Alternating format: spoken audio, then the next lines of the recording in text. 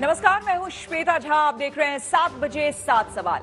कोलकाता की सड़कें आज रण क्षेत्र बनी हुई थी। कोलकाता की डॉक्टर बेटी को इंसाफ दिलाने के लिए आज बड़ी संख्या में छात्र सड़कों पर उतरे। बंगाल के सचिवालय यानी कि नबन्ना की ओर प्रदर्शनकारियों ने आज मार्च निकाला। इस दौरान कोलकाता में जबरदस्त बवाल हुआ। ऐसे में आज के हमारे 7 सवाल इसी मुद्दे से जुड़े होंगे और इसी से जुड़ा हमारा आज का पहला सवाल है। हमारा सवाल है कि कोलकाता में नबन्ना मार्च में क्यों हुआ सड़कों पर संग्राम। नबन्ना की ओर आपको बता दें, बढ़ रहे प्रदर्शनकारियों को रोकने के लिए पुलिस ने बल प्रयोग किया। पुलिस ने लाठीचार्ज के साथ आंसू गैस के गोले दागे और वाटर कैनन का इस्तेमाल किया।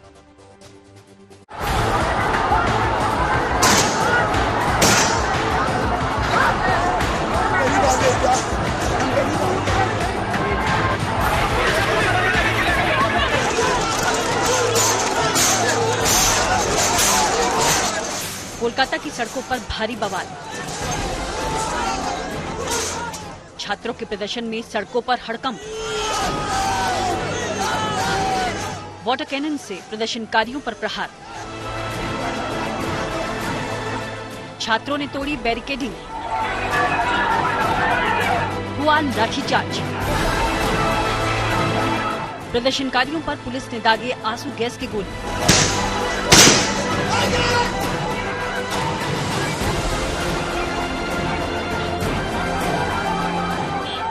कोलकाता में आज छात्रों के नबन्ना मार्च के दौरान सड़कों पर जबरदस्त हंगामा हुआ। आरजीकर अस्पताल में डॉक्टर के साथ बलात्कार के बाद हुई बेरहमी से हत्या के बाद डॉक्टर बेटी के लिए इंसाफ की मांग को लेकर आज छात्रों ने नबन्ना मार्च का आयोजन किया, जिसमें बड़ी संख्या में प्रदर्शनकारी सड़कों पर उतरे और कोलकाता सचिवालय की तरफ बढ़ चले। नबन्ना पश्चिम बंगाल सरकार का सचिवालय है, जहां मुख्यमंत्री ममता बनर्जी, बंगाल सरकार के मंत्री और अफसर बैठते हैं। दोपहर में करीब 1:15 बजे छात्रों का मार्च शुरू हुआ। इस मार्च को सचिवालय की तरफ बढ़ने से रोकने के लिए हावड़ा ब्रिज पर सुरक्षा बलों की जबरदस्त तैनाती देखी गई थी और लोहे के बैरिकेडिंग लगाए गए थे। ये कंटेनर्स मैं आपको दिखा रहा हूँ यहाँ पर। ये देखिए 3 लेयर जो बैरिकेडिंग में हम आपको बार बार बता रहे हैं। पहले कंटेनर्स लगाए गए हैं, फिर यहाँ पर बीच में बांस की बल्लियां हैं और उसके बाद ये लोहे के जो गार्डरेल हैं वो हैं जिन पर तेल पोता गया है। लेकिन उग्र प्रदर्शनकारियों ने हावड़ा से लगे संतरागाछी में बैरिकेडिंग तोड़ दी, जिसके बाद पुलिस ने लाठीचार्ज शुरू कर दिया और प्रदर्शनकारियों को खदेड़ा। कार्रवाई शुरू हो चुकी है। पुलिस खदेड़ने में लगे हुए हैं और आंसू गैस के गोले दागे जा रहे हैं। आप बखूबी समझ रहे हैं, आवाज आप सुन पा रहे होंगे। और फिलहाल इस भीड़ को जो है खदेड़ कर पथराव किए जा रहे। प्रदर्शनकारियों को तितर बितर करने के लिए प्रशासन ने कई जगहों पर वाटर कैनन का इस्तेमाल किया। इस दौरान कई जगहों पर पुलिस और छात्रों के बीच झड़प भी हुई, जिसके बाद पुलिस ने कई छात्रों को हिरासत में ले लिया।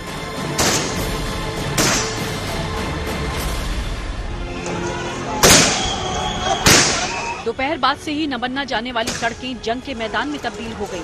कई जगहों पर पुलिस और प्रदर्शनकारी आमने सामने आ गए। इस दौरान पथराव में और पुलिस के लाठीचार्ज में कई प्रदर्शनकारियों के साथ साथ पुलिस कर्मियों को भी चोटें आई हैं। जहाँ पे इन लोगों ने स्टोन पेल्टिंग किया, जहाँ पे इन लोगों ने पुलिस का बैरिकेड तोड़ा, तो वहाँ कुछ लोगों को डिटेन किया गया है। बाकी जो क्राउड रोड ब्लॉक किए हुए थे या पत्थर चला गए थे, उन लोगों को चेज किया गया। कोलकाता में पुलिस और छात्रों के बीच टकराव कई घंटे तक जारी रहा। रह रहकर पुलिस सख्ती करती रही और भीड़ को तितर बितर करने के लिए बल प्रयोग भी हुआ, जिससे प्रदर्शनकारियों का गुस्सा भड़का। 40 मीटर का अंदर उस दिन जब बॉडी पड़ा हुआ था, उस दिन पुलिस कहाँ था? कब तब इतना आदमी क्या कर रहा था भीतर में? उस दिन 163 मेरा देश का आइन लागू नहीं था। आज हम लोग रास्ता में उतरे तो 163 हो गया। प्रदर्शनकारियों के मुताबिक उनकी 3 मांगे हैं, जिसमें पहली मांग डॉक्टर बेटी अभया के लिए इंसाफ, दूसरी मांग अपराधी के लिए मौत की सजा और तीसरी मांग मुख्यमंत्री ममता बनर्जी का इस्तीफा है।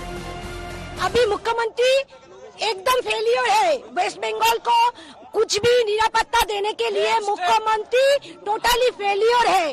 तो इसलिए हम लोग जो एक डॉक्टर, एक वर्किंग डॉक्टर ऑन ड्यूटी जिसका रेप हो जाता है और उस मुख्यमंत्री में अभी तक इतना दिन हो चुका है, कुछ भी जस्टिस नहीं मिला है।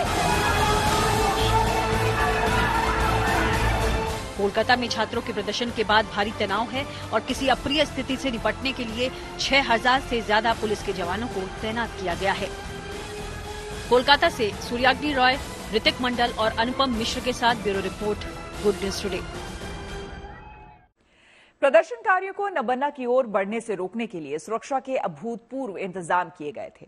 6000 से ज्यादा पुलिसकर्मियों को कोलकाता की सड़कों पर तैनात किया गया था। लिहाजा जब प्रदर्शनकारी आगे बढ़े तो पुलिस और प्रदर्शनकारियों के बीच झड़प हो गई, जिसमें कई लोग जख्मी हो गए। बीजेपी ने इसके विरोध में कल 12 घंटे का बंगाल बंद बुलाया है। ऐसे में हमारा दूसरा सवाल इसी से जुड़ा है। हमारा सवाल है कि बंगाल में नबन्ना अभियान को लेकर क्यों हो रहा है सियासी घमासान। आपको बता दें कि बीजेपी के बंद बुलाने के बाद टीएमसी ने लोगों से बंद को विफल बनाने की अब अपील की है। यहां तक कि बंगाल सरकार ने सरकारी कर्मचारियों को कल दफ्तर आने की ताकीद की है।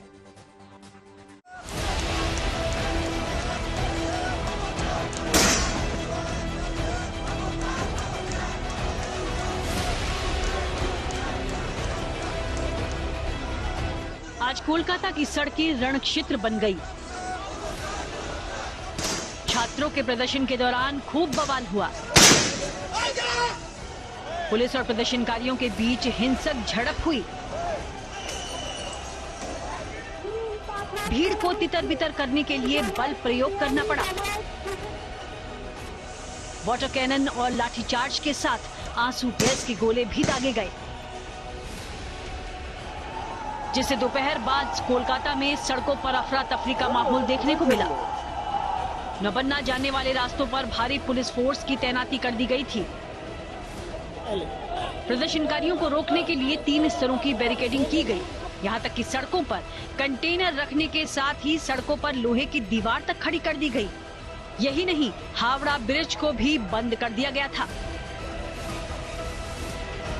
संतरागाछी, हेस्टिंग्स और फोर्ट विलियम इलाके में प्रदर्शनकारी और पुलिस कई बार आमने सामने आए, जिसके बाद दोनों पक्षों में झड़प हो गई।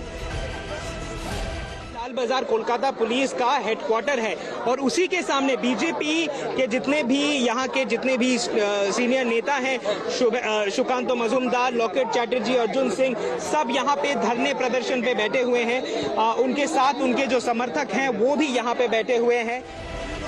पुलिस के बल प्रयोग करने से कई प्रदर्शनकारी जख्मी हो गए, जिसके बाद बीजेपी की बंगाल इकाई ने ममता सरकार के खिलाफ जोरदार हमला बोला। पुलिस ने प्रदर्शन के दौरान कई प्रदर्शनकारियों को हिरासत में भी लिया है। पुलिस और प्रदर्शनकारियों के बीच झड़प में कई लोगों के जख्मी होने के बाद बीजेपी ने कल 12 घंटे के बंगाल बंद का आह्वान किया है। कल सार्वजनिक बंद का, जनरल स्ट्राइक का आह्वान किया है 12 घंटे की। कल सुबह 6 बजे से लेकर शाम के 6 बजे तक हम जनता को आपके माध्यम से निवेदन करते हैं कि अपनी आने वाली पीढ़ियों के बारे में सोचकर, अपने बच्चों के बारे में सोचकर इस स्ट्राइक में पार्टिसिपेट करें। हालांकि बीजेपी आज के प्रदर्शन में आधिकारिक रूप से शामिल नहीं थी, लेकिन उन्होंने प्रदर्शनकारियों को नैतिक समर्थन देने का ऐलान किया था। छात्रों के अलावा आज के प्रदर्शन में कोलकाता के जूनियर डॉक्टर्स भी सड़कों पर उतरे। ये बीजेपी की ओर से एक गैर पॉलिटिकल एक आंदोलन दिखाने की कोशिश हो रही है और इसके पीछे बीजेपी और एबीवीपी है, ये आरोप टीएमसी की ओर से लगाया गया। अब लेकिन इसमें एक बात और है कि बहुत सारे ऐसे लोग भी इसमें शामिल हैं जो किसी राजनीतिक पार्टी से जुड़े हुए नहीं हैं। प्रदर्शन के बाद मुख्यमंत्री ममता बनर्जी के मुख्य सलाहकार अल्पन बंदोपाध्याय ने कहा कि सरकार भी चाहती है कि पीड़िता को इंसाफ मिले और इसकी जिम्मेदारी सीबीआई के ऊपर है। लेकिन कोलकाता में आज और पूरे बंगाल को कल बंद करने का समर्थन नहीं किया जा सकता है। इधर सीपीआईएम ने आज के प्रदर्शन को बीजेपी प्रायोजित करार दिया है। घटना घटी है जो टीएमसी का और जो टीएमसी सरकार की और जो स्वयं मुख्यमंत्री की जो अपराधपूर्ण कनाइवेंस रहा है बचाने की और छिपाने की, उसके विरोध में जो जेन्युइन आंदोलन है डॉक्टर्स की, छात्रों की, युवा की, युवतियों की, मैस ऑर्गेनाइजेशंस की, वही आंदोलन है। कांग्रेस ने भी 29 तारीख को प्रदर्शन करने का ऐलान किया है, लेकिन ममता सरकार ने कांग्रेस को इजाजत देने से इनकार कर दिया। जिसके बाद कांग्रेस नेता अधीर रंजन चौधरी ने कलकत्ता हाईकोर्ट का दरवाजा खटखटाया है। इस मामले पर कल सुनवाई होगी। कोलकाता से सूर्याग्नि रॉय और अनुपम मिश्र के साथ bureau report, good news today. CBI जांच में सनसनीखेज खुलासा हुआ है। पता चला है कि कोलकाता के आरजीकर अस्पताल में डॉक्टर की रेप और हत्या का आरोपी संजय रॉय जिस बाइक का इस्तेमाल कर रहा था, वो बाइक कोलकाता पुलिस की थी। और इतना ही नहीं, उस बाइक का रजिस्ट्रेशन कोलकाता के पुलिस कमिश्नर के नाम पर था। ऐसे में हमारा तीसरा सवाल इसी से जुड़ा है। हमारा सवाल है कि पुलिस की बाइक का कैसे इस्तेमाल कर रहा था आरोपी संजय रॉय। आपको बता दें कि सीबीआई अब इस बात की पड़ताल में जुटी है कि आखिर संजय रॉय को ये बाइक मिली कैसे। इस पर ज्यादा जानकारी दे रहे हैं हमारी संवाददाता श्रेया चैटर्जी। संजय रॉय जो बाइक का इस्तेमाल कर रहा था वो सिर्फ एक कलकत्ता पुलिस की स्टिकर का बाइक नहीं था। वो बाइक ऑफिशियली रजिस्टर्ड था the office of police of Calcutta commissioner. Kolkata police की तरफ से ये क्लैरिफिकेशन भी जारी किया गया है कि जितने भी पुलिस व्हीकल्स है वो ऑफिस ऑफ कमिश्नर के नाम पे ही रजिस्टर किया जाता है। लेकिन सवाल सबसे बड़ा ये है कि एक सिविक वॉलंटियर को क्या ऐसे बाइक का एक्सेस दिया जाता है? क्या एक सिविक वॉलंटियर को ऐसे ही एक पुलिस वेलफेयर कमेटी का हिस्सा बनाया जाता है? किसके कहने पे संजय रॉय ये पर्क्स एंजॉय कर रहे थे? ये सारी चीजों की जो छानबीन है अब सीबीआई भी इस मामले में जांच करेगी।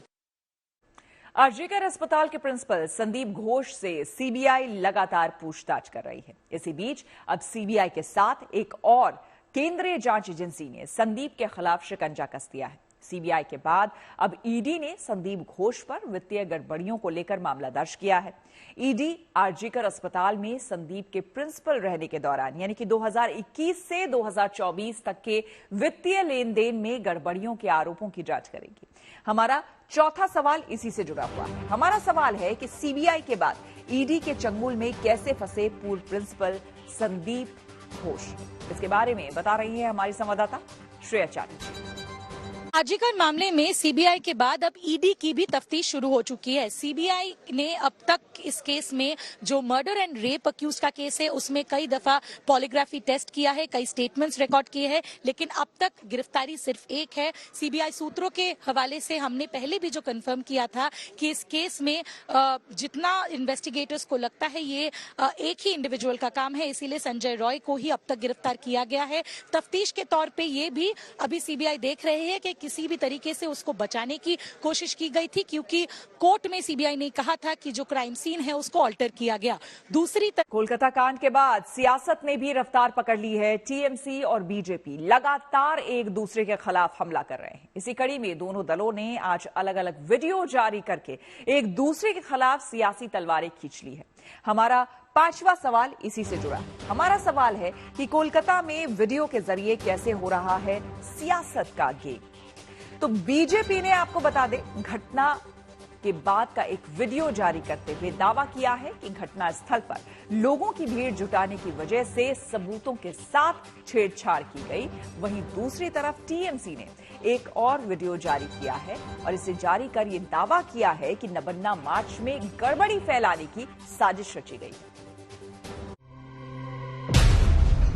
ये दो वीडियो सोशल मीडिया पर वायरल हैं। इसमें पहला वीडियो बीजेपी की तरफ से जारी किया गया है, जिसमें दावा किया जा रहा है कि वीडियो उसी सेमिनार हॉल का है जहां ट्रेनी डॉक्टर का शव मिला था। और हैरतअंगेज बात ये कि ये वीडियो शव मिलने के थोड़ी देर बाद का ही है, जिसमें क्राइम सीन के आसपास के लोग मौजूद नजर आ रहे हैं। तो वहीं दूसरा वीडियो टीएमसी की तरफ से रिलीज किया गया है, जिसमें आज के नबन्ना अभियान को लेकर हिंसा की साजिश का आरोप लगाया जा रहा है। टीएमसी का आरोप है कि बीजेपी नबन्ना अभियान की आड़ में बंगाल में अस्थिरता फैलाने की कोशिश कर रही है। नबान्न अभियान बेआईनी एवं अवैध कारण कोनो दायित्वशील संगठन प्रशासन पुलिसेर काछे अनुमति दिए माने इंटिमेशन दिए तारा এই কর্মসূচি করছে না। এটা সোশ্যাল মিডিয়া দিয়ে লোক খেপিয়ে হাওয়ায় গন্ডগোলের চেষ্টা হচ্ছে। আবার বলছি তদন্ত সিজিওতে সিবিআই मामला सुप्रीम कोर्टे। आरजीकर अस्पताल कांड के बाद से बंगाल की सड़कों पर जनता का आक्रोश देखा जा सकता है और इस बवाल को बढ़ावा देने के पीछे टीएमसी बीजेपी का हाथ बता रही है। और इन आरोपों को साबित करने के लिए टीएमसी की तरफ से वीडियो भी जारी हुआ है, जिसमें 3 लोग बातचीत करते दिख रहे हैं। इस वीडियो में शख्स दावा कर रहा है कि नबन्ना अभियान में हिंसा जरूर होगी। वीडियो जारी होने के बाद पुलिस ने इन लोगों की पहचान की और सर्च ऑपरेशन चलाया। वीडियो में दिख रहे तीनों शख्स पुलिस की हिरासत में हैं। पुलिस का दावा है कि उन्होंने वायरल वीडियो के आधार पर पश्चिमी मेदिनीपुर से 3 लोगों को पकड़ा है। दरअसल टीएमसी का ये वीडियो बीजेपी की तरफ से जारी वीडियो के जवाब में जारी हुआ है। इससे पहले बीजेपी ने अस्पताल के हॉल का एक वीडियो भी जारी किया था, जिसमें वारदात वाले दिन हॉल में सुरक्षा गार्ड से लेकर पुलिस अधिकारी नजर आ रहे हैं। वीडियो जारी होने के बाद से कोलकाता पुलिस सवालों के घेरे में घिर गई है। घटनास्थल पर इतने सारे लोगों को कैसे आने दिया गया और क्या इतने लोगों की मौजूदगी में सबूतों के नष्ट हो जाने का खतरा नहीं था? हालांकि बीजेपी के सवालों के चक्रव्यूह में फंसी कोलकाता पुलिस ने सफाई भी दी, जिसमें कोलकाता पुलिस ने माना कि वीडियो सेमिनार हॉल का ही है, लेकिन जहां बॉडी थी उससे 4 फीट तक के इलाके को सील कर दिया गया था। बाकी के 11 फीट दायरे में परिवार, अस्पताल और पुलिस के लोग मौजूद थे। जो सेमिनार हॉल था वो 51 फीट बाय 32 फीट का है और उसके अंदर जहां पे बॉडी थी वहां से लेके 40 फीट तक पूरा पुलिस का कॉर्डन ऑफ किया गया था। जो बार बार ये बोला गया है कि कलकत्ता पुलिस ने कॉर्डन नहीं किया और एविडेंस के साथ छेड़खानी की गई है, ये एकदम ही गलत है, क्योंकि उस 40 फीट के अंदर बाहर का कोई भी व्यक्ति ना तो जा पाया है, ना ही वहां पे जाना संभव था। वीडियो पर पुलिस की सफाई के बाद भी बीजेपी ममता सरकार पर सबूतों के साथ छेड़छाड़ का आरोप लगा रही है। हालांकि इन आरोपों को टीएमसी खारिज कर रही है। इस प्रकार कोई घटना हो जाता तो उस जगह को सील किया जाता है और फॉरेंसिक जो टेस्ट करते हैं ऐसे लोग जाकर वहां से एविडेंस लेते हैं, लेकिन सरकार कोई व्यवस्था, कोई सिस्टम को माना ही नहीं और जानबूझ करके उसको डिस्टर्ब किया, एविडेंस को खत्म किया। तभी इंक्वायरी में समय लग रहा है दोषी तक पहुंचने के लिए, लेकिन फिर भी कहीं न कहीं तो कुछ तो मिलेगा। लोग उसी तरफ ताके हुए हैं। बंगाल में बेटी के इंसाफ की लड़ाई में अब सियासत घुसाई है और उस सियासत के खेल में एक दूसरे को मात देने के लिए वीडियो वाला गेम खेला जा रहा है। कोलकाता से अनुपम मिश्रा और सूर्याग्री रॉय के साथ bureau report, good news today. Kolkata में 8 अगस्त की रात को हुए जघन्य वारदात के बाद से ही प्रदर्शनों का दौर जारी है। डॉक्टरों के साथ आम लोग, सिविल सोसाइटी के लोग, खेल जगत से जुड़े लोग प्रदर्शन करते रहे हैं। सियासी दल भी लगातार प्रदर्शन कर रहा है। इस बीच कांग्रेस ने भी कोलकाता में प्रदर्शन का ऐलान किया, लेकिन प्रशासन ने उनकी योजना पर ब्रेक लगा दिया है। ऐसे में हमारा छठा सवाल इसी से जुड़ा हुआ है। हमारा सवाल है कि ममता सरकार के खिलाफ कांग्रेस नेता क्यों पहुंचे कलकत्ता हाईकोर्ट। दरअसल आपको बता दें कि कांग्रेस 29 अगस्त को कॉलेज स्क्वायर से श्याम बाजार तक मार्च निकालना चाहती है, लेकिन कोलकाता प्रशासन ने कानून व्यवस्था का हवाला देते हुए कांग्रेस को प्रदर्शन की इजाजत देने से इनकार कर दिया। प्रशासन के फैसले के बाद कांग्रेस नेता अधीर रंजन चौधरी ने आरजीकर घटना के खिलाफ रैली निकालने की अनुमति मांगने के लिए कलकत्ता उच्च न्यायालय का रुख किया है। कोलकाता में ट्रेनी डॉक्टर से रेप मर्डर केस का मामला ठंडा भी नहीं पड़ा था कि महाराष्ट्र के रत्नागिरी में एक नर्सिंग कॉलेज की स्टूडेंट से रेप का केस सामने आया है। यहां एक ऑटो ड्राइवर ने नशीला पदार्थ मिलाकर पीड़ित को बेहोश किया और जंगल में ले जाकर उसके साथ रेप किया। पीड़िता की उम्र महज 19 साल की है। इस घटना के सामने आने के साथ ही लोगों का गुस्सा भड़क गया। ऐसे में हमारा 7वां और आखिरी सवाल इसी मुद्दे से जुड़ा है। हमारा सवाल है कि महाराष्ट्र में बदलापुर के बाद क्यों सुलगा रत्नागिरी। घटना की जानकारी मिलने के बाद सरकारी अस्पताल के स्वास्थ्यकर्मी सड़कों पर उतर गए हैं और प्रदर्शन शुरू कर दिया है। इसके बारे में और ज्यादा जानकारी दे रहे हैं हमारे संवाददाता मुस्तफा शेख। अभी तक आप कह सकते हैं कि जो ऑटो ड्राइवर है उसे पुलिस ने पकड़ा या आइडेंटिफाई नहीं किया है। रत्नागिरी पुलिस का कहना है कि एक एसआईटी की टीम इस केस को क्रैक करने के लिए उन लोगों ने गठन की है, जिसमें एक महिला पुलिस इंस्पेक्टर इस टीम को लीड कर रही है, जिसके नीचे 2 एपीआई और अलग अलग टीम मेंबर्स है। उसमें ऐसे भी मेंबर्स हैं जिन्हें टेक्निकल इन्वेस्टिगेशन की नॉलेज है, ताकि जल्द से जल्द उस ऑटो रिक्शा ड्राइवर जो आरोपी है उसको पकड़ा जा सके। आप कह सकते हैं कि ऐसी घटनाएं होने से सिर्फ रत्नागिरी नहीं तो महाराष्ट्र के कई ऐसे इलाके हैं जहां पर एक तरह से फिक्र है लोगों को, आपकी बहन बहन बेटी घर के बाहर जा रही है तो सुरक्षित है कि नहीं, इस तरह का सेंटिमेंट। तो इसी के साथ 7 बजे 7 सवाल में मेरे यानी श्वेता झा के साथ फिलहाल इतना ही। देश दुनिया की तमाम पॉजिटिव खबरों के लिए आप देखते रहिए गुड न्यूज टुडे।